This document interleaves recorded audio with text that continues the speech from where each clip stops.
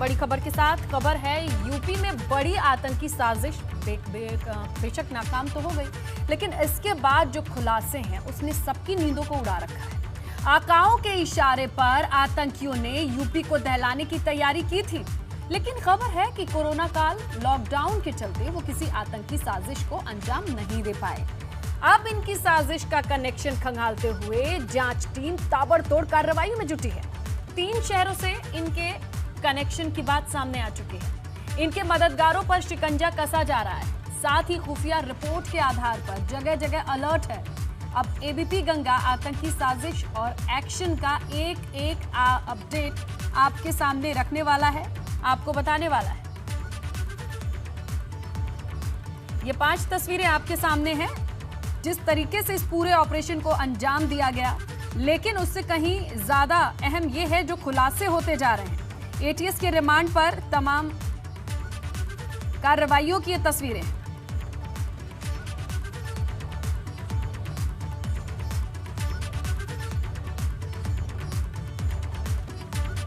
आतंकियों का प्लान नाकाम करने के बाद अब क्या हलचल रही है, किन किन शहरों में जांच टीम छानबीन कर रही है और अब तक क्या क्या एक्शन लिए जा चुके हैं, पूरी पड़ताल के लिए इस खबर पर पैनी नजर बनाए संवाददाताओं के पास हम चलते हैं, जो जांच टीम के हर कदम को फॉलो कर रही है। लखनऊ से हैं विवेक त्रिपाठी, जो शुरुआत से इस पूरे मामले पर बारीकी से नजर बनाए हुए हैं।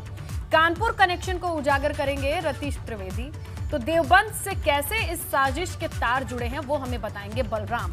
तो अब हम इसी क्रम में आगे बढ़ेंगे और सबसे पहले विवेक त्रिपाठी के पास चलते हैं। उनसे इस पूरे मामले की अपडेट तो जानेंगे ही, साथ ही में ये भी जानेंगे कि क्या लखनऊ आतंकियों का गढ़ बन गया है, क्या यूपी में आतंकवादी संगठन गहरी पैठ जमा चुके हैं और आखिर क्यों आतंक के टारगेट पर उत्तर प्रदेश है। विवेक, इस पूरे सवाल को अगर देखा जाए तो क्या कुछ चीजें निकल के सामने आ रही हैं?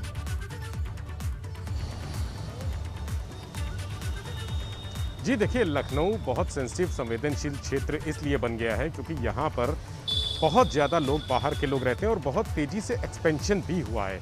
बीते अगर 15 से 20 सालों की बात करें तो लखनऊ जो एक 5 जो सिमटा हुआ एरिया था, लेकिन अब बहुत विस्तार ले चुका है, चाहे वो रायबरेली रोड पर हो या बाराबंकी रोड पर हो या कानपुर रोड पर हो, सीतापुर रोड पर हो, हरदोई रोड पर हो, सारे रास्ते। अब बाराबंकी की स्थिति ये है कि बाराबंकी आधा जिला लखनऊ शहर में ही आ चुका है। जो ये एक्सपेंशन है, यहाँ से बाहर से आने वाले लोग, कई नई कॉलोनियाँ डेवलप हुई हैं जहाँ पर अगल बगल वालों को ये नहीं मालूम रहता है कि कौन लोग हैं यहाँ पे। तो ये आतंकियों के लिए शेल्टर प्लेस है, सबसे अच्छी जगह होती है जहाँ पर वो खुद को छुपा के रख सकते हैं, महफूज रह सकते हैं, सुरक्षा एजेंसियों की निगाहों से बच कर रह सकते हैं। ये हुई लखनऊ की बात, इसीलिए लखनऊ को सबसे ज़्यादा, और पॉलिटिकल एक्टिविटी भी यहाँ पर होती है। सबसे ज़्यादा एक्टिविटी पूरे देश की पॉलिटिकल एक्टिविटियों का एक तरह से सेंटर पॉइंट लखनऊ है। यहाँ पर जो राजनीति है वो पूरे देश की राजनीति को प्रभावित करती है। यहाँ बड़े लीडर का आना जाना रहता है, यहाँ बड़े लोगों का आना जाना रहता है, बड़ा बिजनेस है। आर्थिक दृष्टि से देखें, सामाजिक दृष्टि से देखें तो लखनऊ बहुत इंपॉर्टेंट जगह है। ये बात लखनऊ की। इसके अलावा जो एटीएस ने जिन आतंकियों को पकड़ा है, 2 आतंकियों को, उनको अभी रिमांड पर ले आया गया है। इस समय एटीएस के मुख्यालय बिजनौर स्थित मुख्यालय पर हैं। वहाँ पर उनसे पूछताछ से पहले उनको मेडिकल के लिए ले जाया जाएगा, उनका मेडिकल परीक्षण कराया जाएगा। मेडिकल परीक्षण के बाद उनसे तमाम बिंदुओं पर पूछताछ होगी और सबसे महत्वपूर्ण बिंदु जो है वो उमर हलमंदी का है, जो अंसार गजवातुल हिंद का यूपी और इंडिया का चीफ है। यहाँ पे अलकायदा के सारे ऑपरेशंस वो खुद हैंडल करता है, वो खुद प्लान करता है, सारी साजिश वो बनाता है और उसके बाद साजिशों को अंजाम देने का, एग्जीक्यूट करने का भी जिम्मा उसी का है। उसके लिए वो तमाम लड़कों को, युवाओं को, जिहादियों की फौज तैयार करता है, उनको रेडिकलाइज करके अपने ग्रुप से जोड़ता है, संगठन से जोड़ता है। उमर हलमंदी का कनेक्शन सीधा जम्मू कश्मीर से है। जम्मू कश्मीर की ये संस्था है, वहीं पर एक्टिव है। धारा 370 हटाने के विरोध में यहाँ पर इस संस्था ने आंदोलन शुरू किया था। तो एटीएस की टीम दोनों आतंकियों को लेकर जम्मू कश्मीर जाएगी, उसके अलावा कानपुर जाएगी, संभल भी जा सकती है और संभल के अलावा देवबंद भी जा सकती है। विवेक, आपने कानपुर का जिक्र किया है तो इसीलिए आप चलिए कानपुर कनेक्शन की भी बात कर लेते हैं, क्योंकि टेरर फंडिंग से लेकर हथियारों की डील तक, आतंकियों के आने जाने से लेकर प्रोफेसर के संपर्क में रहने तक, आखिर इस आतंकी साजिश के लिए कानपुर में कितने मददगार हैं, कानपुर में कितनी गहरी जड़ें हैं इनकी, ये जानने की कोशिश करते हैं। रतीश, क्या जानकारी है?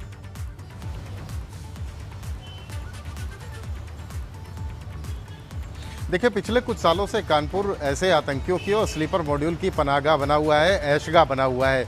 आतंकी अपने नापाक मंसूबों को अंजाम देने के लिए कानपुर का चयन करते हैं, क्योंकि यहाँ पर उनको मैन पावर भी मिल जाता है। जिस तरीके से ये दो आतंकवादी अलकायदा के पकड़े गए हैं, मसरुद्दीन और मिन्हाज, ये लोग लगातार कानपुर का चक्कर लगा रहे थे और कानपुर में नई सड़क का इलाका बताया जा रहा है, जो हमारे सूत्र बता रहे हैं, वहाँ पर ये लगातार आते थे और लोगों से बातचीत करते थे। नई सड़क पे कई ऐसे युवकों को इन्होंने माइंड वॉश करने की कोशिश की ताकि वो इनके मददगार बन जाए और मदद करते हुए इनके नापाक मंसूबों को अंजाम देने में, यानी साजिश को अंजाम देने में उनके मददगार बने रहें। साथ ही सबसे बड़ा जो खुलासा हुआ है वो ये कि कानपुर का जो चमनगंज का इलाका है, वहाँ से इन्होंने एक पिस्टल खरीदी थी, जब इन आतंकवादियों को पकड़ा गया है वो उनके साथ बरामद हुई थी। कानपुर का कनेक्शन ये भी निकल करके आया है कि एक बिल्डर है, नामी बिल्डर है, जो इनका फाइनेंसर बताया जा रहा है। इसकी पूछताछ चल रही है। कुल मिलाकर के 6 लोग हैं जिनको एटीएस ने हिरासत पे लिया है पूछताछ के लिए, और उनमें एक प्रोफेसर भी है। प्रोफेसर से भी पूछताछ हुई है और एटीएस लगातार गहनता से पड़ताल कर रही है कि कौन कौन से लोग ऐसे हैं जो कानपुर में सीधे तौर पर इनके संपर्क में थे और सीधे तौर पर ना होकर अप्रत्यक्ष रूप से इनकी मदद कर रहे थे। पूरी विस्तृत एक जाँच की जा रही है। और सबसे बड़ी बात यह कि मई में जो एक बात निकल के आई है कि मई में अपनी साजिश को अंजाम देना चाहते थे, लेकिन कोरोना काल और लॉकडाउन और इन तमाम महामारी के चलते इनको अपनी रणनीति में थोड़ा सा बदलाव करना पड़ा। कि इन आतंकियों का कनेक्शन एक बार फिर से देवबंद के साथ जुड़ता दिखाई दे रहा है। यहाँ जांच एजेंसियों ने जब इतिहास खंगाला तो सबके होश उड़ गए। देवबंद को लेकर क्या जांच में चीजें सामने आई है, सीधा सवाल हम बलराम से करेंगे, लेकिन इससे पहले सीएम योगी इस वक्त वाराणसी में मौजूद हैं, पूजन अर्चन करते नजर आ रहे हैं।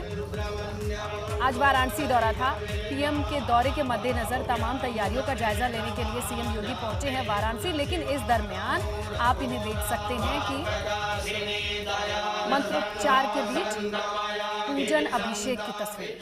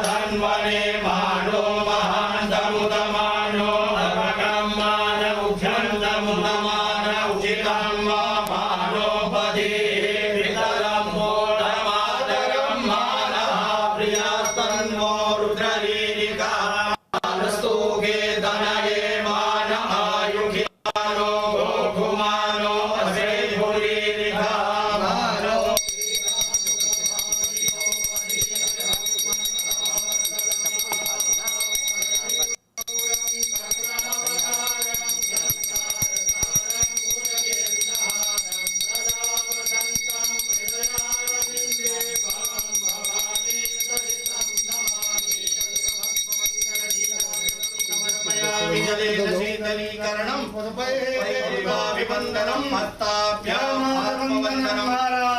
ग्रहणं हस्तप्रक्षालनं मन्त्रप्रणामाञ्जलिः गङ्गातरङ्गरमणी। काशी के कोतवाल का अभिषेक करते आप देख रहे हैं उत्तर प्रदेश के सीएम योगी आदित्यनाथ को, और बकायदा अभिषेक और श्रृंगार के इस पूजन अभिषेक में शामिल हैं, लीन हैं।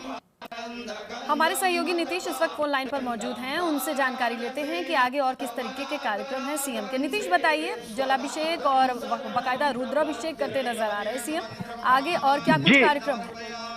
लता, अगर जिस तरह से प्रधानमंत्री 15 जुलाई को बनारस आ रहे हैं और बनारस में प्रधानमंत्री के कई कार्यक्रम हैं, प्रधानमंत्री 15 जुलाई को पूरी काशी को 1500 करोड़ से ज्यादा की योजनाओं की सौगात दे रहे हैं, लगभग 1550 करोड़ की योजनाएं हैं। और आपको बता दूं कि उन्हीं के आगमन की तैयारियों की समीक्षा करने के लिए मुख्यमंत्री आज काशी पहुंचे हैं। सबसे पहले मुख्यमंत्री IIT ग्राउंड पहुंचे, वहां पर तैयारियों का जायजा लिया, गहन समीक्षा की और सुरक्षा इंतजामों को जांचा मुख्यमंत्री ने। उसके बाद MCH विंग गए, MCH विंग के बाद मुख्यमंत्री रुद्राक्ष कन्वेंशन सेंटर पहुंचे और उसके बाद अब मंदिर में बाबा का दर्शन कर रहे हैं। इसके बाद मुख्यमंत्री गोदौलिया जो पार्किंग है वहां पर जाएंगे और इसके साथ ही मुख्यमंत्री यहाँ पे इसके बाद सर्किट हाउस जाकर अधिकारियों की बैठक भी लेंगे।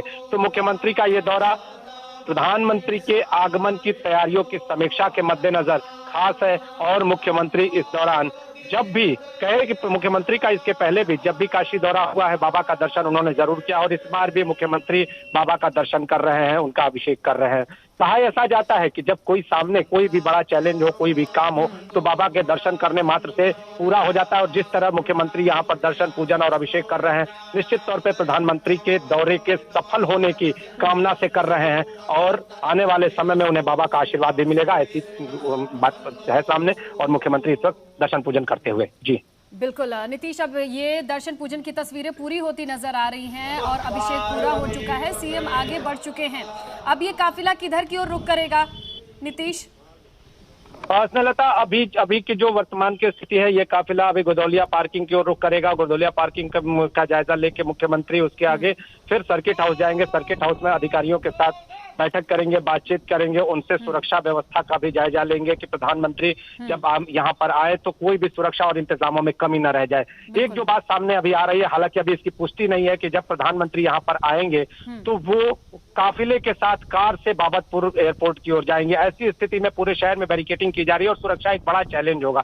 तो पूरी सुरक्षा पुख्ता हो, सुरक्षा चाक चौबंद हो, इन सारे विषयों पर आज मुख्यमंत्री जो अधिकारी यहाँ पर मौजूद हैं उनसे पूरी बातचीत करेंगे, उनसे जायजा लेंगे। कुल मिला के ये अधिकारियों के लिए ग्रैंड फिनाले से पहले वाली स्थिति होगी नीतीश, क्योंकि अब उन्हें सारी व्यवस्थाओं को अंतिम रूप देने का वक्त भी नहीं बचा है।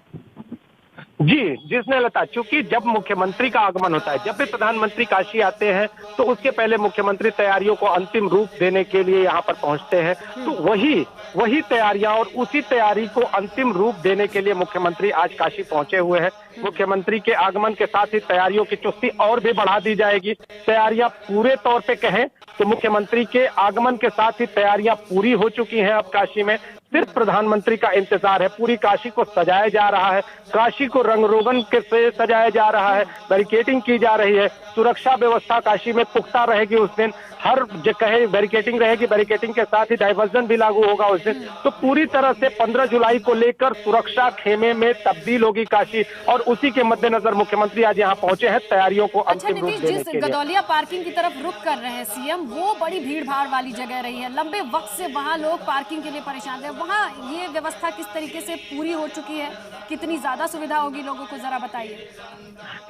जिस तरह से गोदौलिया और चौक का इलाका खासतौर पे ये कहा जाता है कि काशी की पहचान के तौर पे, चूंकि जिस तरह से पहले कही जाती थी ये बातें कि काशी में अगर गए और गोदौलिया और चौक के जाम में न फंसे तो शायद काशी आना व्यर्थ हो जाए, ये बातें कही जाती थी, कहावतें कही जाती थी। लेकिन अब चूंकि यहाँ पर कोई पार्किंग की व्यवस्था नहीं थी और ये मल्टी लेवल पार्किंग है, यहाँ पर आधुनिक पार्किंग बनाई गई है स्मार्ट सिटी के सहयोग से, तो इस पार्किंग को को बनाने में कहें तो एक बड़ा चैलेंज था। यहाँ पर जिस तरह से वाहनों की आवाजाही थी, जिस तरह से सकरा इलाका था, तो ऐसी स्थिति में जो यहाँ का तांगा स्टैंड था उसको डेवलप करके यहाँ पर जिस तरह से मल्टी लेवल पार्किंग बनाई गई, वो एक वरदान होगी यहाँ की यातायात व्यवस्था के लिए। यहाँ पर जब वाहन खड़े होंगे, जब वाहन यहाँ पहुंचेंगे, तो घाट के लिए जाने के लिए जो पर्यटन है उसको भी बढ़ावा मिलेगा। तो कई मायने में जो गदौलिया की ये मल्टी लेवल पार्किंग है वो खास है। और मुख्यमंत्री इस बार इस जो मल्टी लेवल पार्किंग है इसको भी अंतिम रूप देंगे। प्रधानमंत्री का ये तोहफा होगा काशी को, कि जिस तरह से काशी की जनता और काशी आने वाले पर्यटक जाम का संकट झेलते थे, उनके लिए ये वरदान के रूप में होगी मल्टी लेवल पार्किंग। तो जाहिर तौर पर उस पे आसपास जितनी भी शॉपिंग डेस्टिनेशन है, जितनी दुकानदार हैं, उनके लिए भी ये बहुत खुशी की लहर होगी। निश्चित तौर पे जिस तरह से गदौलिया में आमतौर पे देखा जाता था कि जब आप गदौलिया से घाट की ओर जाते थे तो रास्ते में गाड़ियां खड़ी रहती थी, बल्कि ये कहे कि सड़क को दो भागों में वो गाड़ियां ही बांट देती थी। अब वो गाड़ियां वहां नहीं रहेंगी। और आगे की योजना भी बता दूं स्नेहलता आपको, आगे की जो योजना है वो गदौलिया मल्टी लेवल पार्किंग से घाट की ओर जाने वाले जो रास्ते पर है वहां की दुकानों को हटाकर पूरे रास्ते को चौड़ा किया जाना, और वो दुकानें जो गदौलिया से दशाश्वमेध की ओर जो मार्ग है वहां पर एक इमारत बनाई जाएगी। इमारत में ये सारी दुकानें शिफ्ट की जाएंगी और एक नए रूप में काशी सामने आएगी। तो गदौलिया का जो चौराहा है वो उसकी तुलना इस वक्त लंदन स्ट्रीट से की जा रही है और पूरा चौराहा विकसित हो गया है। अब आप ये बता ही रहे नीतीश, तो कई लोगों के आरोप भी हैं, और जिस बनारस को हम जानते हैं उसकी अपनी जो फील है जिसे कहते हैं, उसका अपनापन है, क्या उसे इंटैक्ट रखा गया है? कहीं ऐसा तो नहीं एकदम नया नया सा लगेगा बनारस, क्योंकि पुराना बनारस लोगों को पसंद है, लोगों को प्यार है काशी से।